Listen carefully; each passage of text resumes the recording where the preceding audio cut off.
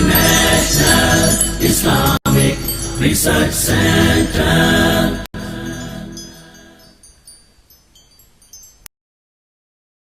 اللهم صل على محمد يا رب صل عليه وسلم.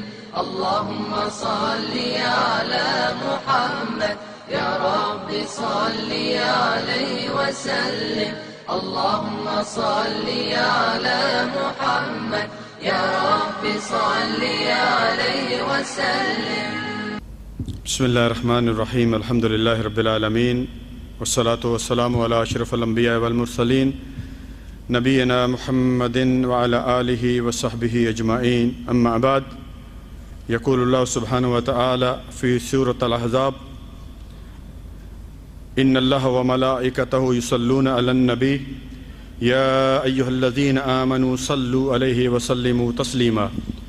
اللهم صل على محمد وعلى آل محمد كما صليت على إبراهيم وعلى آل إبراهيم إنك حميد مجيد. اللهم بارك على محمد وعلى آل محمد كما باركت على إبراهيم وعلى آل إبراهيم إنك حميد مجيد. معزز سامعین و سامعات، آج کی اس مختصر نشست کا جو موضوع ہے یا جو مجھے عنوان دیا گیا ہے وہ ہے درود شریف کے کیا فضائل ہیں. درود شریف کے کیا فضائل ہیں اور جو درود نہیں پڑھتا ان کے لیے کتنی سخت وعید ہے. میں نے آپ کے سامنے سورۃ احزاب اس کی آیت نمبر 56 تلاوت کی، جس میں اللہ سبحانہ وتعالیٰ فرماتے ہیں کہ اللہ تعالیٰ اور اس کے فرشتے نبی صلی اللہ علیہ وسلم پر درود بھیجتے ہیں، اور ایمان والوں سے خطاب ہے کہ تم بھی نبی صلی اللہ علیہ وسلم پر درود بھیجو. نبی صلی اللہ علیہ وسلم پر درود بڑی اہم نیکی، گناہوں کی معافی کا سبب، درجات کی بلندی، غم و پریشانی کی نجات، دعا کی قبولیت، اللہ تعالیٰ کے محبوب بندوں میں شامل ہونے کا سبب ہے. حضرت انس رضی اللہ تعالیٰ عنہ فرماتے ہیں کہ رسول اللہ صلی اللہ علیہ وسلم نے فرمایا کہ من صلی علیہ صلاۃ واحدا صلی اللہ علیہ 10 صلوات وحطت عنہ 10 خطیات ورفعت لہ 10 درجات. رواه نسائی. نبی صلی اللہ علیہ وسلم نے فرمایا کہ جو مجھ پر ایک دفعہ درود بھیجتا ہے اس کے بدلے میں اس کو کیا ملتا ہے؟ 10 نیکیاں، 10 گناہ معاف اور 10 درجات اس کے بلند ہو جاتے ہیں. یہ نسائی میں حدیث موجود ہے. اسی طرح کیا آپ چاہتے ہیں کہ قیامت والے دن آپ نبی صلی اللہ علیہ وسلم کے قریب ہوں؟ کون نہیں چاہتا؟ ہم میں سے ہر شخص یہ چاہتا ہے کہ ہم نبی صلی اللہ علیہ وسلم کے ساتھ ہوں قیامت والے دن. تو نبی صلی اللہ علیہ وسلم نے فرمایا: اول الناس بی یوم القیامہ اکثرہم الی صلاۃ. رواه ترمذی. کہ قیامت والے دن میرے قریب وہ حضرات ہوں گے جنہوں نے مجھ پر جو ہے وہ زیادہ سے زیادہ درود بھیجا ہوگا. یہ ترمذی میں حدیث موجود ہے. اسی طرح ہم میں سے کون نہیں چاہتا کہ نبی صلی اللہ علیہ وسلم ہماری سفارش کریں؟ تو آپ صلی اللہ علیہ وسلم نے فرمایا کہ من صلی علیہ حین یصبح 10 وحین یمسی 10 ادرکتہ شفاعتی یوم القیامہ. طبرانی کی حدیث ہے. آپ صلی اللہ علیہ وسلم نے فرمایا کہ جو شخص صبح 10 دفعہ اور شام کو 10 دفعہ، صبح 10 دفعہ اور شام کو 10 دفعہ مجھ پر درود بھیجتا ہے، مجھ پر یہ واجب ہوگا کہ قیامت والے دن اس کی شفاعت کروں گا. اسی طرح بھائیو، نبی صلی اللہ علیہ وسلم سے ثابت شدہ درود کے الفاظ کون سے ہیں؟ کون سے وہ الفاظ ہیں یا کون سا درود ہے جو رسول اللہ صلی اللہ علیہ وسلم سے وہ ثابت ہے؟ تو ایک دفعہ صحابہ کرام نے رضی اللہ عنہم اجمعین، انہوں نے نبی صلی اللہ علیہ وسلم سے عرض کیا کہ یا رسول اللہ صلی اللہ علیہ وسلم کیف نصلی علیک، کہ ہم آپ پر درود کس طرح بھیجیں؟ فقال، نبی صلی اللہ علیہ وسلم نے فرمایا قولو، کہ تم اس طرح کہو اللہم صلی علی محمد وعلی آل محمد کما صلیت علی ابراہیم وعلی آل ابراہیم انک حمید مجید. اللہم بارک علی محمد وعلی آل محمد کما بارکت علی ابراہیم وعلی آل ابراہیم انک حمید مجید. یہ مسلم کی روایت ہے. اسی طرح بھائیو، اذان سننے کے بعد دعا مانگنے سے پہلے درود پڑھنا مسنون ہے۔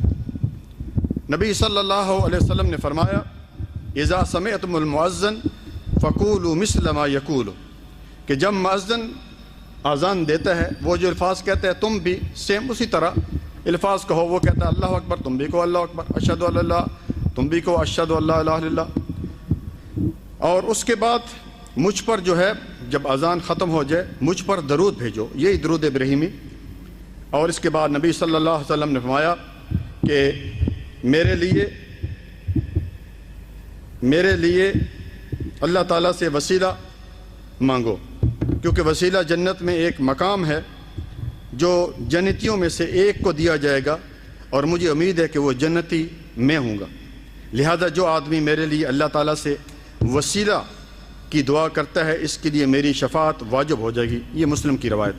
بھائیو، یہ وسیلہ ایک مقام ہے، ہم لوگ اس کا غلط وہ کرتے ہیں، جو وسیلہ کہ نبی صلی اللہ علیہ وسلم کے وسیلے سے، نبی صلی اللہ علیہ وسلم کے وسیلے سے دعا مانگنی یا کوئی اولیاء اللہ کے وسیلے سے دعا مانگنی، یہ ٹھیک نہیں ہے۔ نبی صلی اللہ علیہ وسلم کے صدقے سے دعا مانگنی، یہ بھی ہمیں کہیں بھی نبی صلی اللہ علیہ وسلم نے کہیں نہیں بتایا، نہ صحابہ کرام نے اس طرح جو ہے مانگا۔ اسی طرح بھائیو، اہل ایمان کو ہر وقت ہر جگہ نبی صلی اللہ علیہ وسلم پر درود پڑھنے کا حکم دیا گیا ہے، جس طرح کہ ابو ہریرہ اس حدیث کے راوی ہیں۔ رسول اللہ صلی اللہ علیہ وسلم نے فرمایا لا تتخذوا قبری عیدا ولا تجعلوا بیوتکم قبورا، کہ میری قبر کو میلہ نہ بناؤ اور نہ ہی اپنے گھروں کو قبرستان بناؤ، تم جہاں کہیں بھی ہو مجھ پر درود بھیجتے رہو، تمہارا درود مجھے پہنچا دیا جاتا ہے۔ اسے احمد نے روایت کیا ہے۔ تو اس میں بھی بڑی وہ کنفیوژن رہتی ہے، لوگ کہتے ہیں وہ زندہ ہیں، دیکھو سنتے ہیں۔ تو اس سے ہمیں یہ پتہ چلتا ہے کہ اللہ سبحانہ و تعالیٰ نے کچھ فرشتے مقرر کیے ہوئے ہیں جو کہ نبی صلی اللہ علیہ وسلم جب ہم درود پڑھتے ہیں تو وہ نبی صلی اللہ علیہ وسلم تک پہنچاتے ہیں۔ کس طرح پہنچاتے ہیں، کس طرح سنتے ہیں، واللہ اعلم۔ اسی طرح کچھ فرشتے جو ہمارے ساتھ ہیں کرامن کاتبین، وہ ہماری نیکیاں بدی لکھ رہے ہیں۔ کچھ قبر میں ہوں گے منکر اور نکیر، جو ہمارا جو ہے وہ سوال کریں گے ہم سے۔ اسی طرح بھائیو، رسول اللہ صلی اللہ علیہ وسلم نے فرمایا جمعہ کے روز مجھ پر کثرت سے درود پڑھو، جمعہ کے دن زیادہ سے زیادہ نبی صلی اللہ علیہ وسلم پر درود جو ہے وہ بھیجا کرنا چاہیے۔ اسی طرح بھائیو، ابی بن کعب رضی اللہ تعالیٰ عنہ کہتے ہیں کہ انہوں نے نبی صلی اللہ علیہ وسلم سے ایک دفعہ پوچھا کہ میں آپ پر کثرت سے درود بھیجتا ہوں، اپنی دعا میں سے کتنا وقت درود کے لیے وقف کروں، یعنی میں جب دعا کرتا ہوں تو کتنی دفعہ آپ پر درود پڑھوں؟ تو آپ صلی اللہ علیہ وسلم نے فرمایا ما شئت، جتنا تو چاہے، جتنا چاہے تو پڑھ لے۔ تو اس نے عرض کیا کہ 1/4، یعنی 3 حصے میں جو ہے وہ دعا مانگوں گا، 1 حصہ جو ہے وہ آپ صلی اللہ علیہ وسلم پر درود بھیجوں گا۔ قال، نبی صلی اللہ علیہ وسلم فرمایا ما شئت فإن زدت فهو خیر لک، کہ آپ صلی اللہ علیہ وسلم فرمایا کہ اگر تو زیادہ کرے تو اس سے زیادہ بہتر ہے۔ تو اس شخص نے کہا کہ ایسا کرتے ہیں کہ میں نصف، آدھا درود آپ پر بھیجوں گا اور آدھی جو ہے دعا مانگوں گا۔ تو آپ صلی اللہ علیہ وسلم نے پھر فرمایا کہ ما شئت فإن زدت فهو خیر لک، کہ اگر اس سے زیادہ کرے تو تیرے لیے زیادہ بہتر ہے۔ تو اس شخص نے پھر کہا کہ میں جو ہے وہ آپ پر درود ہی پڑھتا رہوں گا۔ سبحان اللہ، یعنی دعا کروں گا ہی نہیں، پورے جو دعا کروں گا یعنی ہاتھ اٹھاؤں گا تو دعا نہیں مانگوں گا بلکہ آپ صلی اللہ علیہ وسلم پر میں درود ہی پڑھتا رہوں گا۔ تو آپ صلی اللہ علیہ وسلم نے اس کا آگے کیا جواب دیا؟ اذن تکفی ہمک ویغفر لک ذنبک، ترمذی کی حدیث ہے، سنیے کہ یہ تیرے سارے دکھوں اور غموں کے لیے کافی ہے اور تیرے گناہوں کی بخشش کا سبب ہے۔ سبحان اللہ۔ دیکھیے بھائی، درود ابراہیمی پڑھنا کتنا اس کا فائدہ ہے بھائیو، کہ گناہ بھی بخش دیتا ہے اللہ تعالیٰ اور دکھوں اور غموں کا اس میں جو ہے وہ علاج ہے۔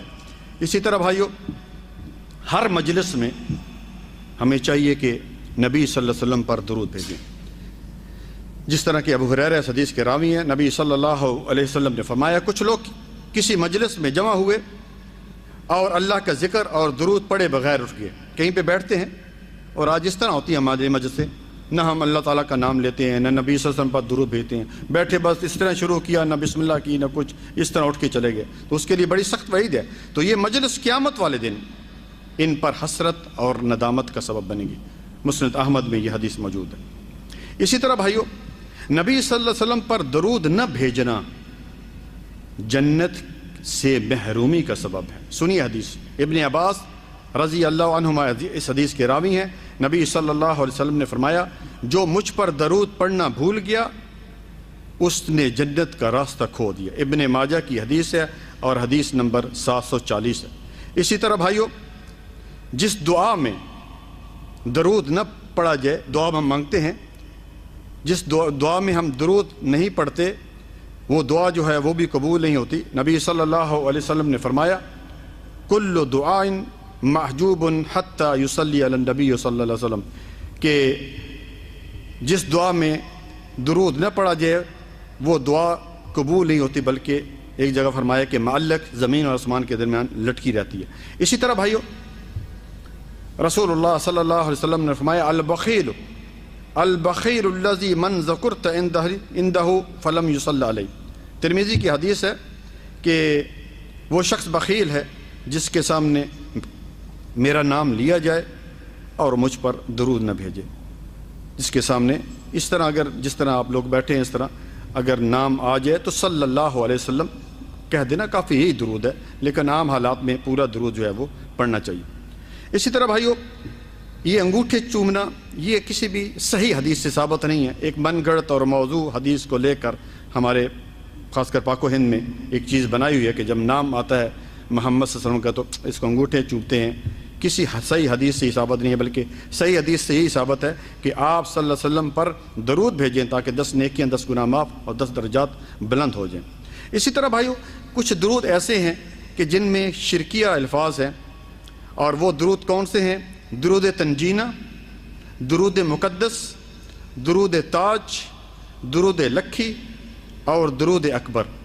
یہ ایسے درود ہیں کہ اگر ان کا صحیح آپ مطالعہ کریں تو ان میں بہت سارے جو ہے شرکی اعمال پائے جاتے ہیں، تو ان کو نہ پڑھا جائے، بلکہ جو ہمیں صحیح چیز ایک ملتی ہے، جو درود ابراہیمی جو نماز میں تشہد میں پڑھتے ہیں، اس پر ہی اکتفا کیا جائے، اس کو ہی پڑھا جائے۔ اسی طرح بھائیو، اذان سے پہلے جو سلام پڑھا جاتا ہے، الصلاۃ والسلام علیک یا رسول اللہ، یہ بھی نبی صلی اللہ علیہ وسلم سے ثابت نہیں ہے۔ نبی صلی اللہ علیہ وسلم نے جو مؤذن تھے بلال رضی اللہ تعالیٰ عنہ، ان کو کہیں نہیں سکھایا کہ بھائی جب اذان دو تو اذان سے پہلے جو الصلاۃ والسلام علیک یا رسول اللہ اس طرح پڑھ لیا جائے۔ اسی طرح بھائیو، بڑی مشہور حدیث ہے، آپ نے سنی ہوگی کہ رسول اللہ صلی اللہ علیہ وسلم ایک دفعہ ممبر پر تشریف لے گئے، تو پہلی سیڑھی پر جب گئے تو آپ صلی اللہ علیہ وسلم نے آمین کہا، دوسری پر گئے پھر آمین کہا، تیسری پر گئے پھر آمین کہا۔ تو صحابہ کرام، کیونکہ انہوں نے پہلی دفعہ یہ چیز سنی تھی تو ان کو عجیب سا لگا، انہوں نے آپ صلی اللہ علیہ وسلم سے پوچھا، تو آپ صلی اللہ علیہ وسلم نے فرمایا کہ جب میں پہلی سیڑھی پر چڑھا تو جبرائیل علیہ السلام آئے تھے اور انہوں نے کہا تھا کہ رسوا ہو وہ شخص، تباہ ہو وہ شخص کہ جس نے رمضان کا مہینہ پایا اور اپنے گناہ نہ بخشوا سکا۔ رمضان کا مہینہ اس کو ملا، پھر بھی اپنے گناہ نہیں بخشوا سکا۔ جب میں دوسری سیڑھی پر چلا تو جبرائیل علیہ السلام پھر آئے اور انہوں نے کہا کہ رسوا ہو وہ شخص کہ جس کے سامنے اس کے ماں باپ بڑھاپے کی عمر میں ان کو ملے، ٹھیک ہے، اور ان کی خدمت کر کے اس نے جنت میں نہیں جا سکا۔ تو میں نے کہا آمین۔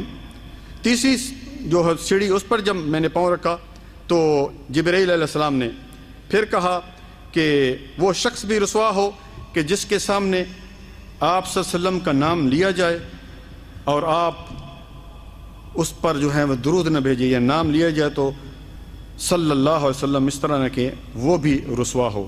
تو بھائیو، بڑی سخت وعید ہے، اور آپ نے سنا کہ درود شریف کے بڑے فائدے ہیں، دکھوں، غموں اور پریشانیوں کا علاج ہے، اور اس لیے ہمیں اٹھتے بیٹھتے اور خاص کر جمعے والے دن زیادہ سے زیادہ درود پڑھنا چاہیے۔ اللہ تعالیٰ سے دعا ہے کہ اللہ تعالیٰ ہمیں زیادہ سے زیادہ درود پڑھنے کی توفیق عطا فرمائے۔ السلام علیکم ورحمۃ اللہ وبرکاتہ۔